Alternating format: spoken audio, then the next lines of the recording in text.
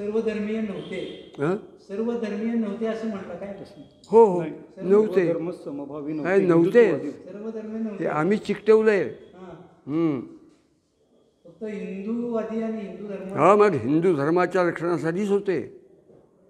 त्यांच्या पण इतिहासाचा अभ्यास कमी आणि शिवाजी महाराज ह्या अलौकिक व्यक्तीचा उपयोग राजकारणासाठी करून घेण्याची हाव असलेले प्राध्यापक काय, व्याख्याते काय, शिक्षक काय, सगळे भाडोत्री.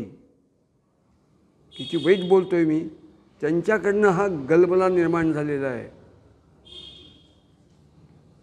शहाजीराजे तर स्वतः मला हिंदवी स्वराज्य स्थापन करायचं आहे, मला स्वतंत्र राज्य उत्पन्न करायचं आहे.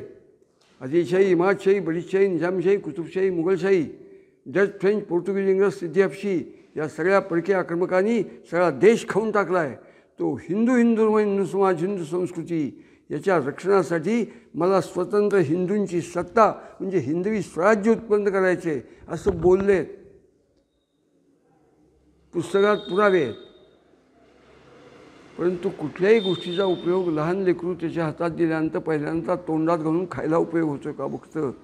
त्या न्यायाने सगळा समाज, सगळ्या समाजातले सगळेच लोक शिवाजी महाराजांचा उपयोग त्यांच्या उपयोगासाठी कसा होईल ते बघतात आणि त्याच्यात चोथा झाला आहे. एबीपी माझा, उघडा डोळे बघा नीट.